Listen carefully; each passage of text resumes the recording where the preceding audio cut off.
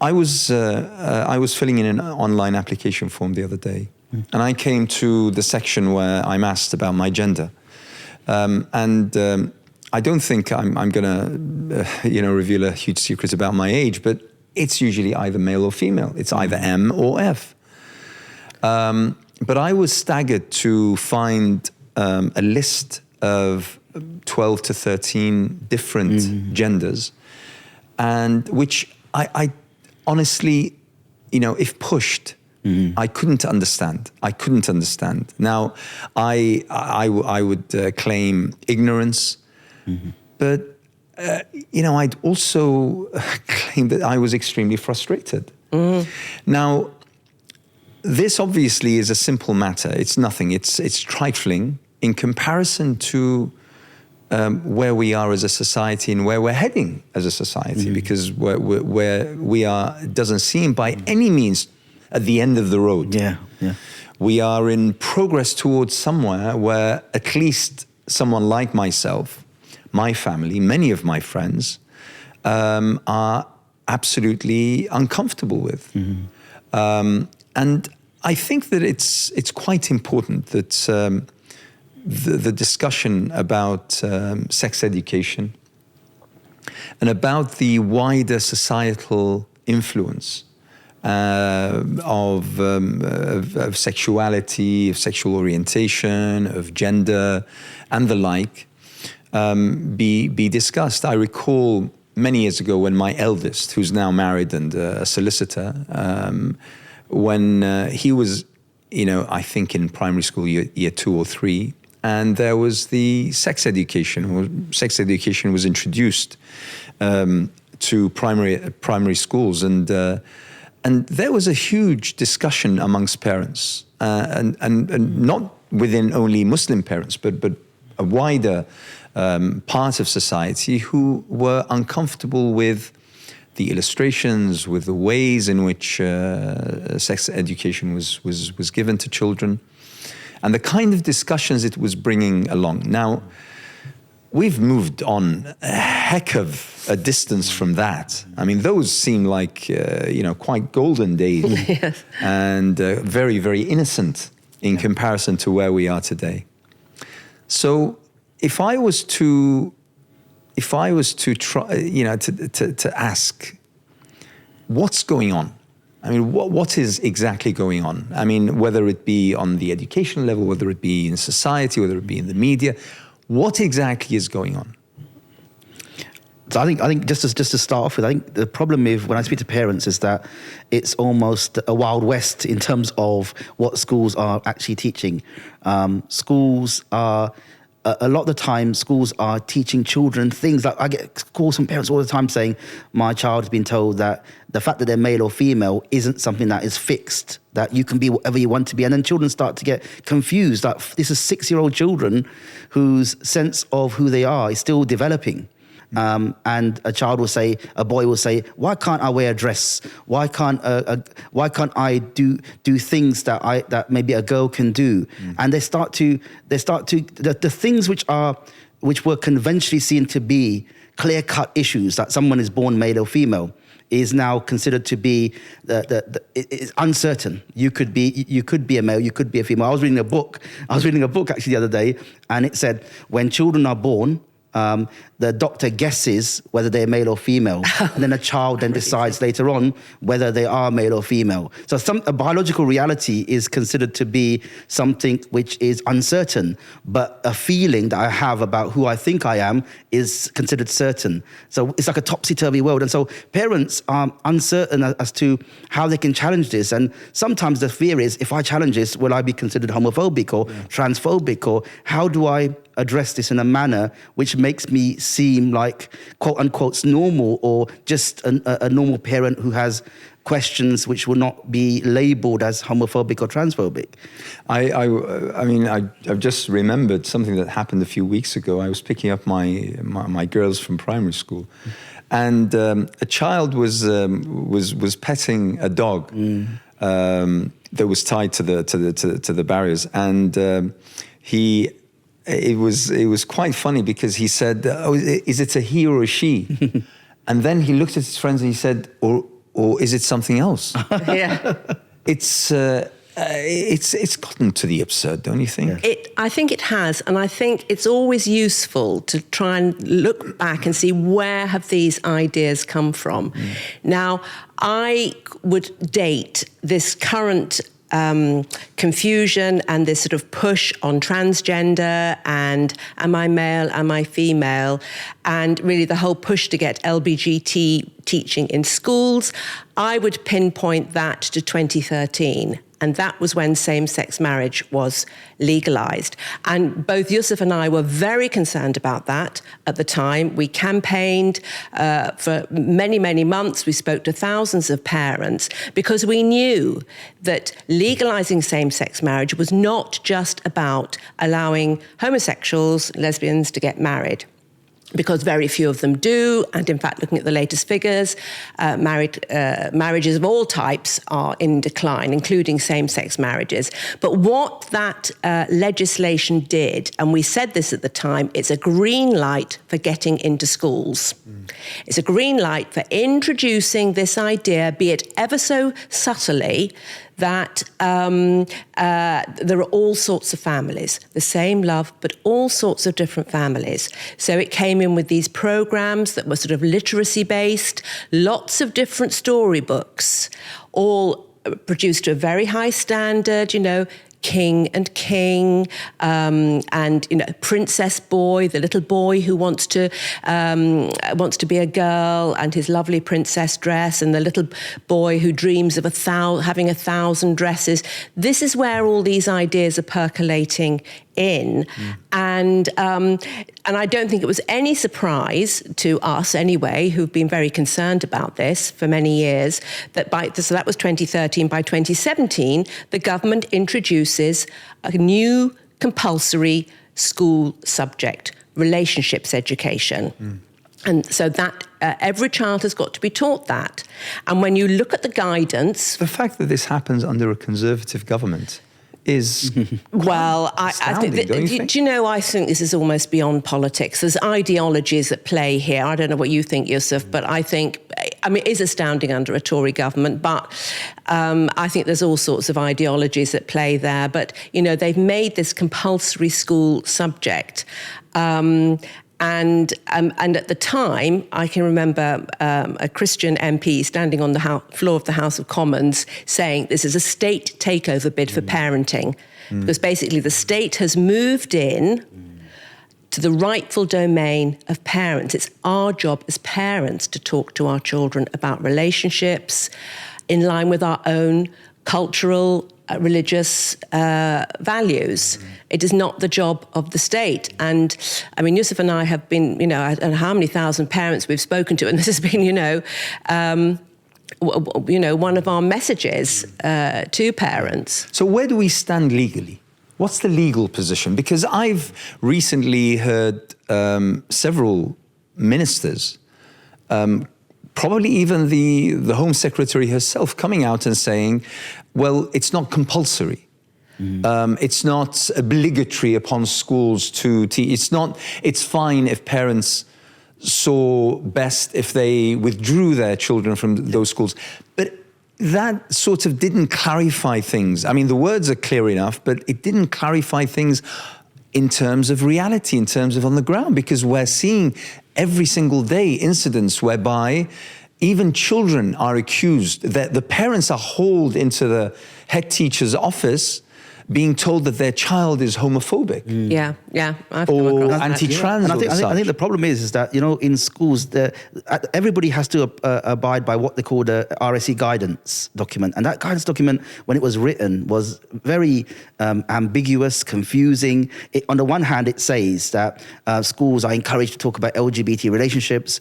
But on the other hand, the government has to come and say, actually, there's no requirement for primary schools to talk about LGBT relationships.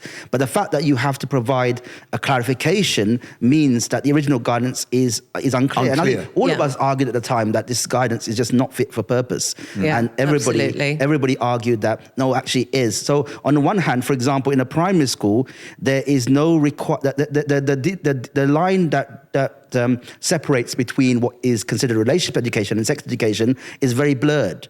So, for example, I know a school, I got a call from a parent just this week to say, look, my school is going to teach year 5 pupils about masturbation under relationships education because they see that it's a discussion that fits under puberty. Now, how does that fit under puberty? This is actually overt sexual behavior that should be in sex education classes. And in a primary school, parents can withdraw from sex education, but they can't withdraw from relationship education. So if a school decides to teach statutory elements, non-statutory elements in statutory subjects, then parents don't have the right to withdraw from that. One thing that schools are doing is saying to children in year 1 or year 2 that these are the names of your sexual body parts. And this is under what they call safeguarding, saving them from abuse, which is really not getting children to start to name their sexual body parts at that age is too much too soon. And there's no overt requirement in the current relationship education requirements that mandate that. But schools are interpreting that to be a requirement. I was one school, and I got a call from a parent a few weeks ago. You know, one thing that the government did, and it said it did it for a good purpose. They said, we are saying that this should be taught by the end of primary school and this should be taught by the end of secondary school, but we're not going to say this should be taught in year 1, year 2, or year 3. There's lots of schools that are teaching bought resources, and these bought resources are from companies which concretize what is required in year 1, year 2, year 3, and it takes away the right of parents to raise to feed back into when they think it's appropriate for these to be taught to their children. So what some schools are doing is in year 2 for 6-year-old children, they are talking about gender stereotypes, and we think, okay, gender stereotypes. Some boys don't like blue, some girls don't like pink. And then they're attaching to that a discussion about transgenderism. And that's in the jigsaw resources. There's no requirement to cover transgenderism in relationship education, but they're attaching onto statutory requirements to talk about gender stereotypes. They're attaching a discussion about transgenderism and confusing children. And so parents can't withdraw from that. So it's a complete mess, and in the absence of the government actually admitting that and trying to rectify the situation, parents have to fight individual battles in schools. So where do parents go in order? I mean, it seems that from what you're saying, the legislation allows for some space for parents to intervene and say, we want this, we don't want this. Yes. But in actual fact, where do parents go to? Who do they go to? Do they go to the head teacher? Do they go to the teacher? Do they go to the council? I mean, where do they go to? Well, I think this whole area of where parents fit into this, and I mean, you know, predating the current relationships education, you know, we could see very early on that parents were being pushed out. And that, you know, that I think we've really got to understand. What are the messages that are coming from the state? The messages are parents can't be trusted to teach their children about these issues, so the schools have got to do it. Parents are going to teach their children the wrong things. Shock, horror. Parents might teach their children, actually, the best design is a mum and a dad and their children, you know, all together. So all of these things are creating confusion. Now, the current guidance, statutory guidance on RSE, it's very sly because there is a section where it's saying, you know, parents must be consulted, schools must show parents the resources. But when push comes to shove and a parent actually asks for the resources, no. It's, you know, they use the word schools should give examples. So schools are not going to give the examples of that they know are going to shock the parents.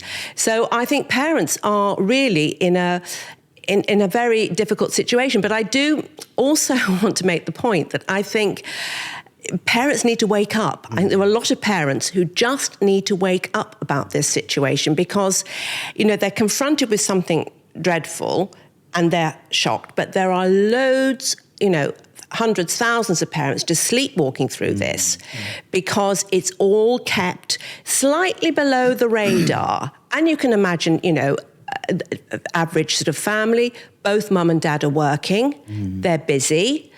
and, keeping track of all of these things in their children's life is difficult. You get these innocuous sounding messages coming from the school, and we've read plenty of those, haven't we, Yusuf? We talked about friendship and being kind to each other, but wrapped up in all of that are some pretty horrific things. And, let's be clear. I mean, this has been going on for a couple of decades now. I mean, I was just looking up that program, Living and Growing, which we campaigned so vociferously about, which was all about, teaching children body parts. And I mean, parts of it are positively pornographic, cartoon depictions of a couple having sexual intercourse. I mean, really damaging to small children. So this has been going on for a long time. And, there are some parents who are alive to it, but a lot of parents aren't. So if nothing else, any parent listening to this now, please go to your child's school and find out exactly what's going on. But the government has really got to start listening to parents, because those are weaselly words in that guidance, I would say. That's absolutely fine and proper to tell or inform parents that they have rights to, as much as they could, protect their children from such material. But the thing is that, as we all know, school children have a community of their own. Yeah. So even if I manage to somehow shield my daughters at their early age from this, they have friends who are attending those classes, and they're going to have discussions in the playground. They're going to have chats, when they have sleepovers. They're going to have, and it's the information that the children who attended isn't going to be on point. It's going to be, muddied by the child's own confusion and the such. So it makes things probably even worse. I think there's a couple of issues. One issue that I thought came to my mind was once I had a discussion with school, because one of the things that they were always saying to parents was that, if your children don't attend these classes, they'll hear secondhand messages from children in the classroom. Which is correct. But the question is then how good then is the education you're teaching children if the messages you claim are so vital for children to understand are not getting through, and they're understanding something different from what you're saying? How vital is that? But secondly, it's a really important point that our children are not just hearing these messages in schools, but we live in a hypersexualized society where, unfortunately, children are getting sexualized messages through TV programs, through marketing, through social media, through their peer groups around them. And so I think parents, the messages I send to parents is that we have rights. We've got to push back against these things in schools, but we have to have these discussions with our children, because otherwise the norms that they're presented with, either in schools or around them, are going to be consolidated if we don't interrupt that process with them. So we need to have those open discussions with children. Antonia does this, I do this. We support parents in having these conversations with their children, because it's not just about saying we just want to withdraw our children from society, but recognize the impact, the profound impact these values are having upon our children's attitudes and behaviors towards sex relationships and even LGBT normalization. Yeah, I mean, you're absolutely right. And I have to say that I've lost count of how many times I've heard parents saying to me, oh, well, the head teacher says, if you don't let your children come to these sex education classes, they're going to hear it in the playground. And my response is, no. It is two completely different things from a child who's basically trapped in their school classroom, listening to the teacher. They're in learning mode. There's their teacher talking to them. They can't go anywhere. And they've just got to look at what's in front of them. That's quite different from children running around the playground, hearing this, hearing that. And I always say to parents, you can just say to your, if somebody starts talking about that sort of thing, just run away. Mummy and Daddy are going to talk to you about this. And that's what I said to my children when they were at primary school. You hear something, something you think's a bit rude, or you think, because children sense, when something's a bit uncomfortable. You don't have to listen to that. That's a valid point, but let me take you somewhere else. I first became aware of the expanse and the impact of the LGBTQ and trans lobbies. When J.K. Rowling, when she tweeted about, the person who menstruates, she said, "Do you mean a woman?" And she came in for something that I have seldom seen in terms of a storm, a real Twitter storm that absolutely maligned her. I mean, the impact on her. I mean, she's not going to go into poverty, but she, her reputation has been slandered. She lost many of her honorary degrees. Many associations with universities and colleges and libraries and the such were disbanded. So this showed me that this is something quite serious. Yes. Now, I'd like to understand what these lobbies, what these campaigns look like, but also, what are we talking about here? Are we talking about an issue that is related to politics? Is it a political issue? Is it ideological? Is it religious? Is it about religion and faith and the such? Or is it about economics? Is it about liberalism and market economics? What is it about? I think one of the problems is, and when I speak to parents about it, I say, look, when society became untethered from any religion to almost almost give people a sense of anchoring around what we believe, it became a free-for-all. When liberalism started to become the new religion in society, then anything's possible. You can be, the idea is you can be whoever you want to be. You can do whatever you want to do. And the state should almost facilitate that for you. And so inevitably what we've got a whole lot of lobbies looking to carve out their rights.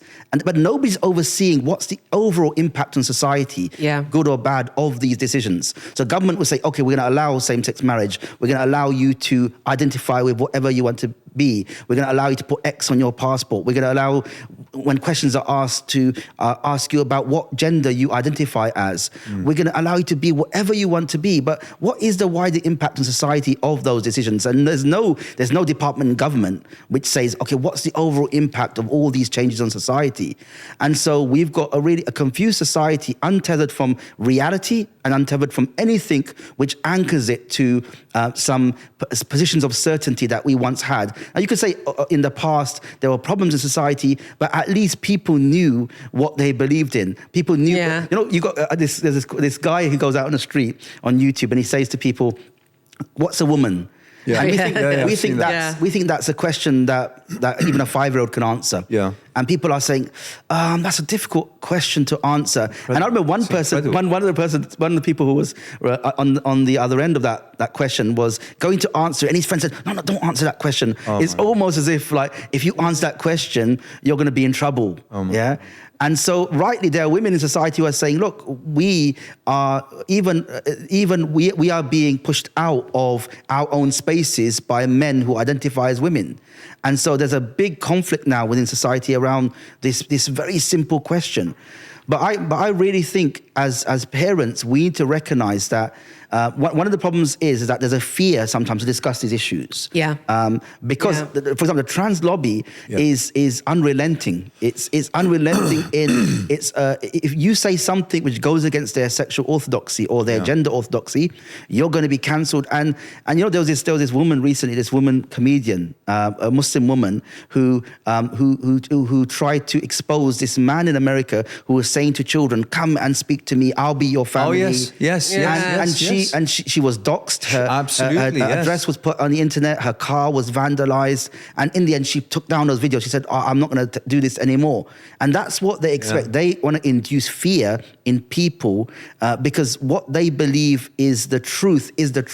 And you can't argue against our truth.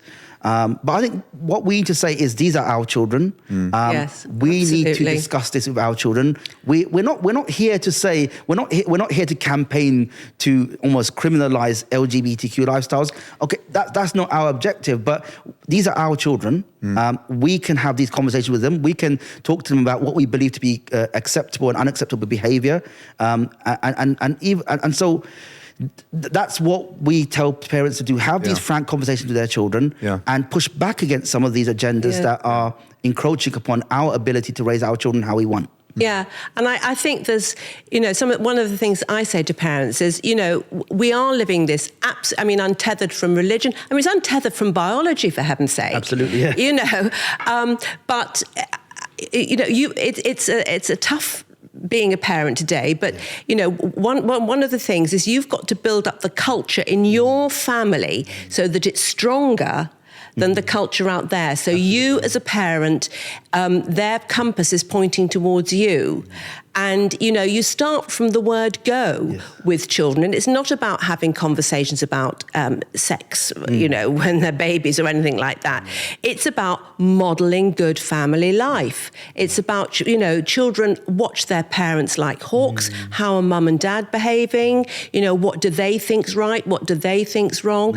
And, children absorb this almost by osmosis. And I think, because I do think very, very much that we have got a crisis of parenting.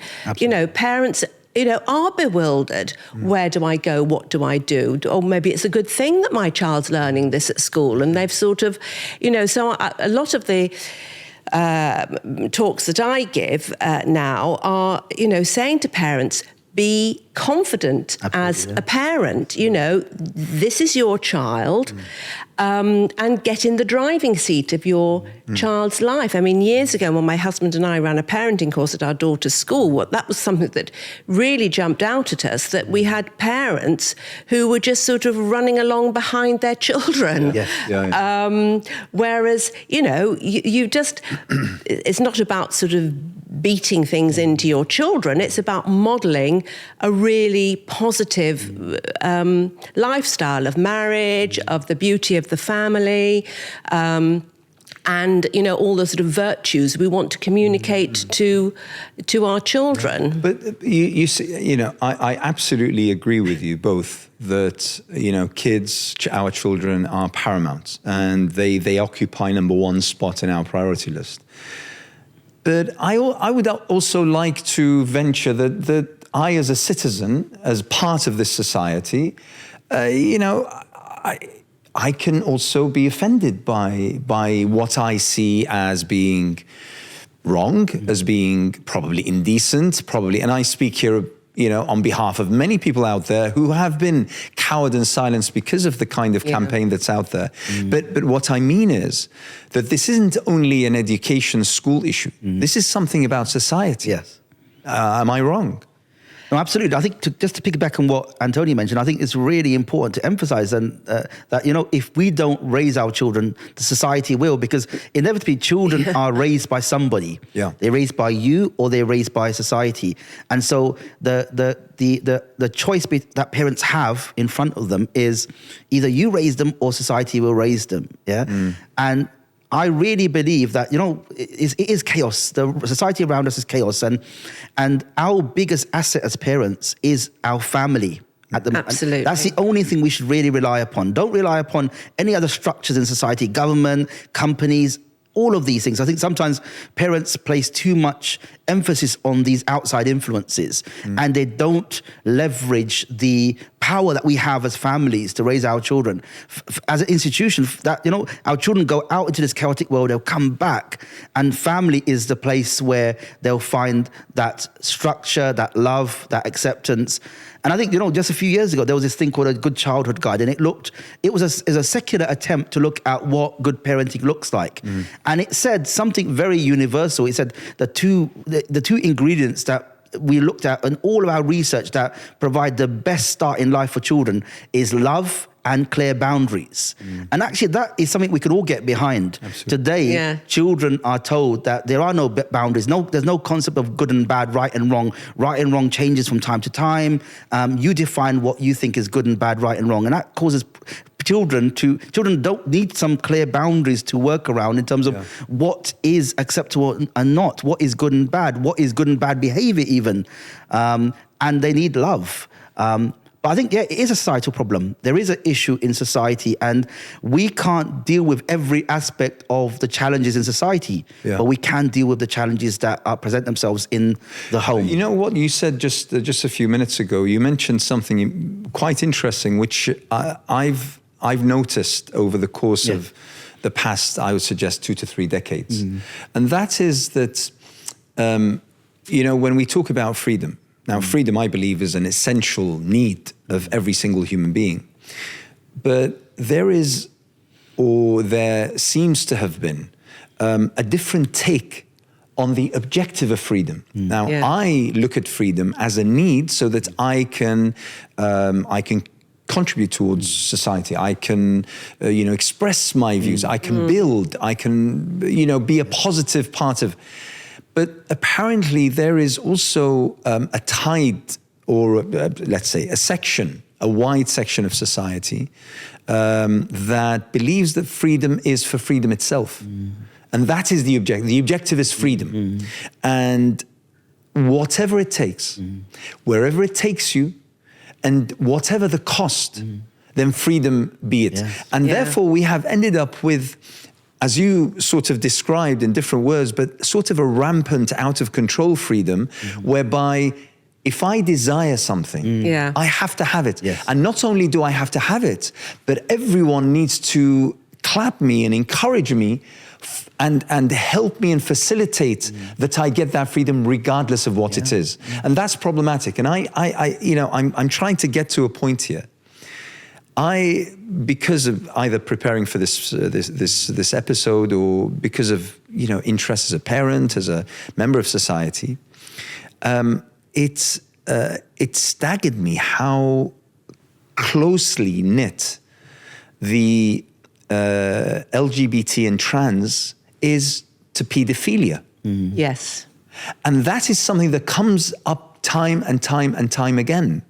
And we even have one of the most renowned LGBT activists for, in living memory probably, who has actually written pen to paper and published in a newspaper how he justifies the act of an adult having, intercourse with a child since it's consenting. Now, I loathe to leap in the future, but is it that we are heading towards something akin to that? I was reading a story that in one of the Scandinavian countries the other day, a court granted the right for someone to marry a horse, I believe. And, it gets, you think about it and you might laugh, but it's no laughing matter. Yeah. This is serious. This is about where society is heading. Yeah. I mean, it's the logical conclusion of I'm the center of my world. I'm going to do absolutely everything I want. I can have no constraints, but actually that's a false freedom. Absolutely. It's illusory because it's enslavement to your whims and desires. Absolutely. You're putting yourself into slavery. But I think, the problem is, and this is where it's really wicked in a way, that so much of this is being played out on children. And although parents might say, oh, well, this sort of thing, my child's nowhere near this. We just have a few little books in the school about same-sex families. That's all it is. But that's not all it is.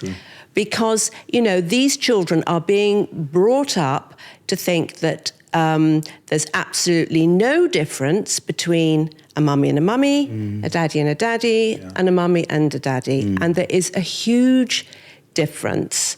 And I've been shouted down on programs, come off it, Antonia, you're making too much of this. But I don't think I am. I think, it's sort of insidious.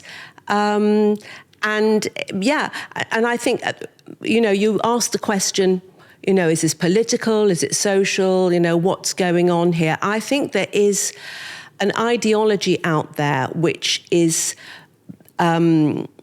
focused on the destruction of the family. Absolutely, yeah. I think it's the destruction of the family. So you confuse people about whether they're male or female. We've got skyrocketing divorce rates. We've got the highest abortion figures, and the last figures that came out since 1967 when abortion was legalized. We're in a bit of a meltdown, I would say. Well, let's focus on something else. Yeah. religious institutions. Yeah. I mean, the issue of sex is addressed by virtually every single religion. Yeah. Every Yeah. single faith out there. Yeah. Whether in terms of confining it or whether in terms of opening up the borders and restraints. You're a Catholic, Antonia. Yeah. Yeah. I'm a Muslim. Yusuf, you're a Muslim.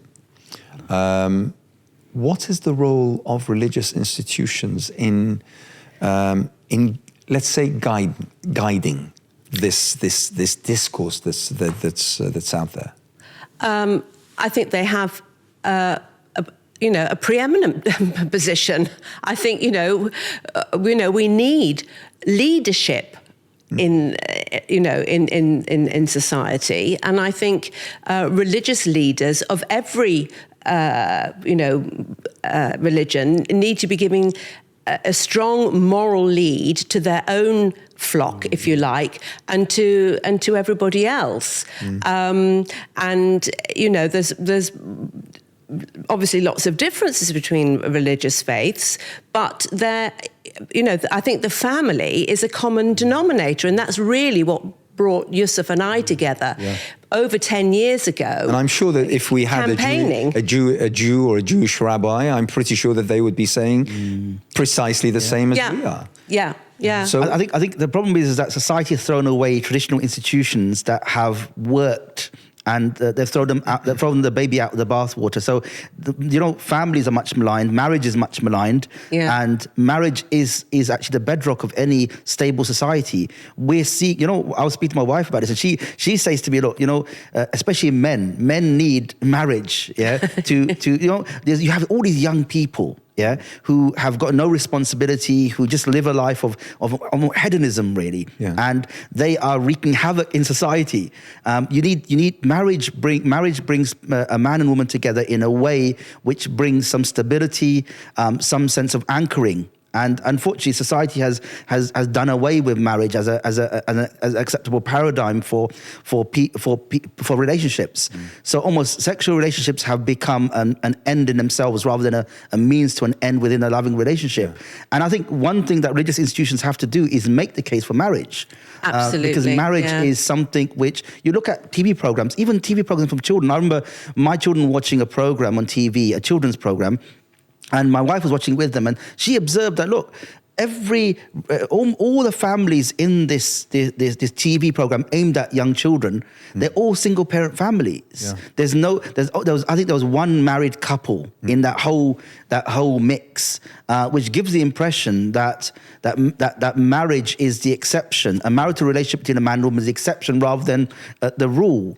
And I think we've got to push against that. And I think, going back to your previous point, I think it's really important to emphasize that what we have is we have a rights-based society which really almost deifies individualism, and we eschew any idea of responsibility. So rights as opposed to responsibility, and that comes against an idea of materialism. That materialism has become the latest deity for society. So materialistic aims are the be all and end all. So sometimes as families we say that we need, like, both parents need to be going out and working. Now that's a decision for each family to take, but the reality is, what is the impact on the child as a result of that?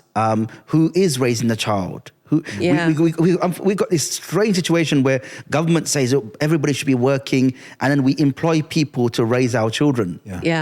Which is mind-boggling. I know in the latest budget, I think it's 17 million or billion pounds for childcare. It's like the government is doing everything to separate mothers from their babies. And nobody's asking the question, is it good for the babies? Is it good for the children?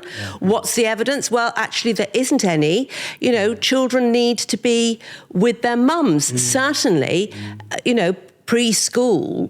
And, it's such a shame because, the first years of your child's life are so precious. You're never going to see your baby aged 18 months. If you're there when not there when they take their first step, say their first word.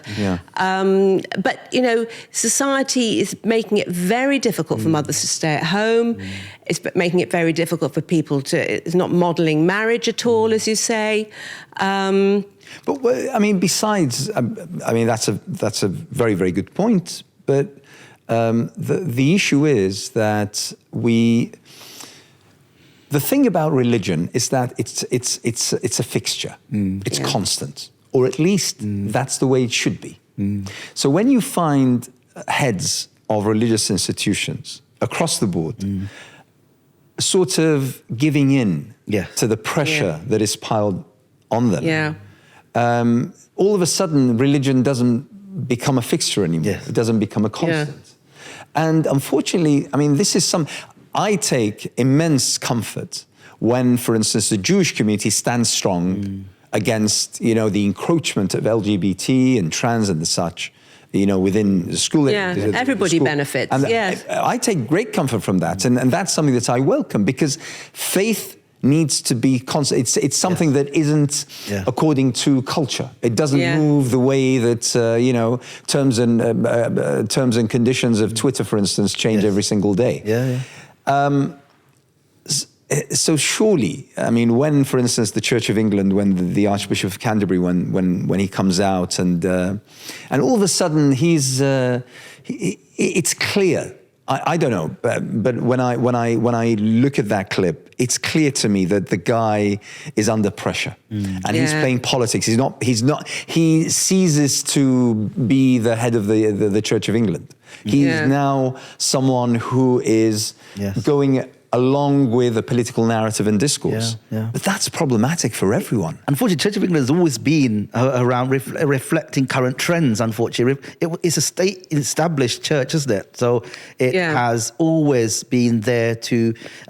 when you hear, sometimes you hear bishops speak or the Archbishop of Canterbury speak, you sometimes almost get the impression that rather than the Church of England church being there to guide people, it's almost as if they're being led by people and guided by people.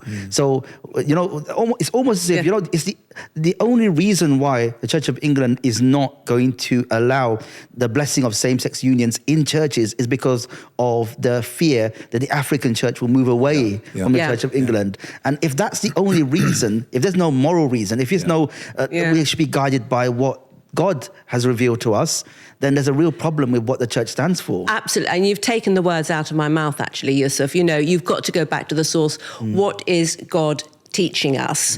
What is my church teaching me? Go back to the source documents, because people come and go, but God is always there, as we know.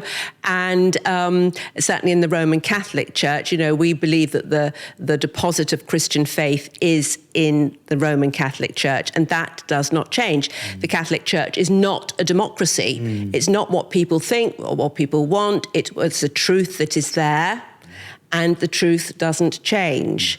Why is it so problematic to say that sex outside of marriage is wrong? Why is it such a problem? Why is it so difficult? I have to say, I even hesitated for a second there before I actually said the words. Well, I can give you 2 words: the contraceptive pill. 3, the contraceptive pill. That is, or if you like, the beginning of the end, because it separated the unitive and the procreative aspects of sex, where they should be together. What is the purpose of marriage? It's for the mutual support of the spouses and the procreation of children. Once you can have lots and lots of sex with no repercussions, no babies, it devalues the whole thing. And what's very interesting is that there are now people starting to say this. There's a very interesting book just out by a woman called Mary Harrington.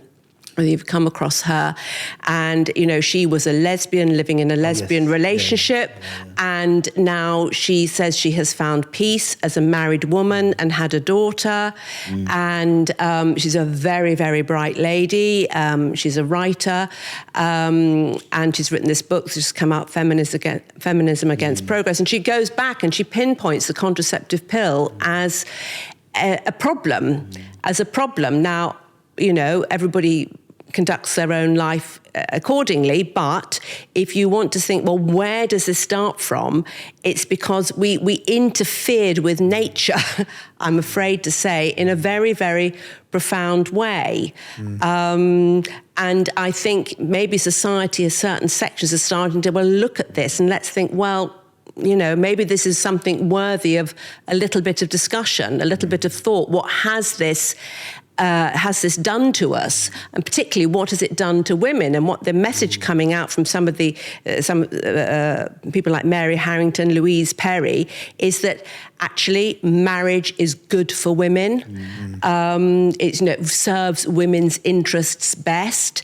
You are safest, most secure, and actually you're most liberated as a woman. I'm sure your wife will probably think, you know, the freedom that you have as a mother, the fulfillment that you have as a mother, you know, it's you're getting much more freedom within the happiness of marriage than floating around on some sort of sexual roundabout.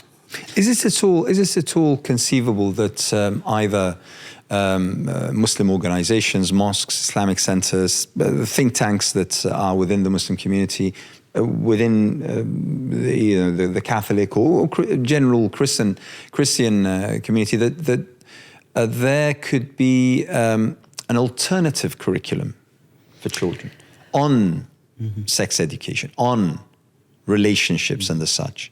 Yeah. Is that something that's happening? I think first of all, going back to a previous point, I think the point is when you say, for example, to somebody that having relationships outside of marriage is a sin, you know, a lot of people, even some Muslims, will say, oh, that's being judgmental, because this is the current, this is the view of almost liberalism allows you to just live your life according to your desires, and nobody should be judgmental. Nobody should tell you what is right and wrong. Even God, you know, we're freed of responsibilities, free of anybody telling us how we should live our lives, even though essentially those people who live their life in that way are not doing that in a vacuum. They're being led by choices from people around them who say you should live this life. Yeah. But I think your point is right. I think we do need to provide almost alternatives. I'm working on actually a maktab program, a curriculum for children in Makatib who are facing this issue in schools. Because I speak to people, and the maktab system is like children after school, they go and they learn the Quran. And I get calls from teachers in those institutions all the time who say children are coming in and they're really confused about what we believe. Yeah. And so definitely there is a need for there to be leadership on this. And I think as a community, sometimes we also shy away from saying things because we almost feel like, the Catholic community has been around for a long time, but the Muslim community is quite a recent newcomer to this country, and there's still a perception amongst Muslims that we can't say this. This is not our country. This is not. We can't speak about these issues. We can't almost try and create change around these issues because that's not our place. Yeah. But we, as citizens of this country, as people who are equal citizens, we have the absolute right to, just as anybody else, to try and move the direction of society in a particular way. We should also want to contribute positively to society and say, if we believe marriage is important, if we believe all of these institutions are good for society, we should not feel reticent about making the case for that in society, where everybody else is saying this is our vision for society. We should also want the best for society. But I think definitely sometimes even Muslim institutions are fearful of raising these issues. And that's changing more and more. Yeah. But there's lots of our main organizations don't want to touch these issues because of the fear of the backlash that will ensue if they threw themselves into a discussion about these issues. You're absolutely right. I mean, I know personally, I know a number of, I'd say about 4 or 5 khatibs, people who deliver the Friday sermon, across the country, who have told me outright that they, want to speak about this issue, but they can't. Yes. And if they do, then it's like from a 6 foot stick away. I mean, we need to stick to morality and decency and the such, but not go into specifics because they will find that either their own congregation, one or two people will speak up, or that whatever they say will be taken further, and they'll be in problems. And they all said the same thing. They said, we fear that our mosques will be shut down. Yeah, and actually that fear is crippling. That fear is often unfounded. Because I remember I spoke to an imam once. It was really interesting. He said, "Look, I want to speak about this issue. What do you advise?" And I said, "Look, as long as you don't call against people, you don't say I'm calling. You don't incite. You don't even if you say hate against people or discrimination against people, you're just you're almost discussing the idea. Within a religious context, you have absolutely every right to do so." And he said, "Oh yeah, the police are going to have a stall outside after, so they're going to be there." And I said, and he gave the talk in exactly as he wanted. There were no problems, and the world didn't end. The mosque wasn't shut down. Sometimes the fear debilitates us, and the fear is unfounded. I remember once I helped some parents with an issue in school because what was happening in school was that the school had started what was called the Equalities Club and said, "Look, this is all equalities." But there was a couple of teachers who hijacked it and started it became an LGBT club in disguise. We got the parents. The parents started complaining to me. I supported the parents to try and raise issues about it, and the school apologized. They closed the club. They realized they'd done wrong, and then the school reported me for a hate crime to the police. So I got a call from the police officer to say, "Look, this has been raised against you. I've investigated it, and I can see no grounds for this investigation going any further. I've seen your videos, and I can see that you're not inciting any hatred. You're not doing anything illegal." And I think sometimes when I speak to people, they think, "Look, the worst is going to happen." But if sometimes the things I say, people say, "Oh, don't say those things." I've never been in trouble for anything I've said. And I think sometimes we just got to say to ourselves, okay, if we remain silent, then what is the impact upon our community, upon our children, on our families if we do? That we're almost saying to the LGBT community, you can raise our children as you wish. We're allowing them to monopolize the space and to influence our children. And so what will be the outcome for us as a community if we don't respond? I think that's what we got to balance against. And we need to look at the media. I mean, we all consume the media every single day, whether it be through social media, whether it be through the mainstream media. And it seems that today, as the old Ricky Gervais joke in one of the episodes of Extras, I remember well talking about someone who had won a prize, either an Oscars or something, and he said that, well, she ticked all the boxes.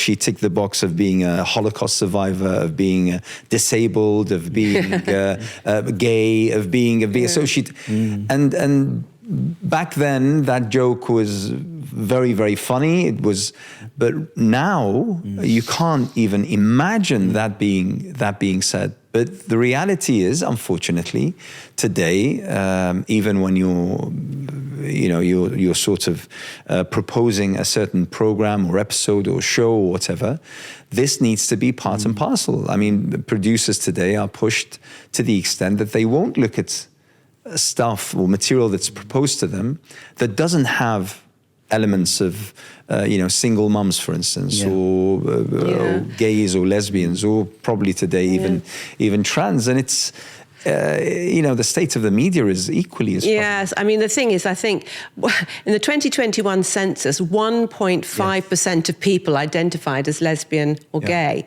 and a certain number of trans or whatever, and about 7% said that didn't answer the question, leaving nearly 90% of the population of this country is heterosexual. And yet to turn on the television, you think that it was the other way around. So let's get it in proportion here. And, there is a very tiny minority that's driving this agenda. And, we are in the majority. And I think you're right. And the thing that you both spoke about at length is the issue of children. And I doubt that there is anyone out there who would dispute the fact that abiding by or sticking with the interests that serve the best for children is a noble cause, regardless of what it is. Yeah. Yeah, we've got to keep looking at the children. You're quite right. What's happening in schools? What's impacting on families? Because it's the children who suffer, and that's why we're in this campaign. And it's not about, you know, disliking other people. We might dislike the things they do or their lifestyle, but it's not the people. But you know, we've got to do what's best for our children. Yeah. And I think one thing I want to say is that, you know, the issue is that they say in society everything about you can change. Yeah, they say if you support a particular football team, you can support another one. If you're a Muslim, you can leave Islam. If you're religious, you can leave that religion. But the one thing they say you can't change is you can't change from a same-sex attraction to a non-same-sex attraction. That's why they're pushing this idea of conversion therapy. That if somebody says they have a same-sex attraction and they want to be supported out of that, there's no way that can possibly happen because this is a fixed part of who you are, even though there's no basis for that. And I think that's one of the things we need to really deal with as a society, to say, what is it about this same-sex attraction that is so a fixed part of who you are that can't change? And it's an orthodoxy that has no basis in reality, biology, or anything else. And that's probably a discussion for another time, I think, probably. Thank you very much. Thank you both. That was lovely.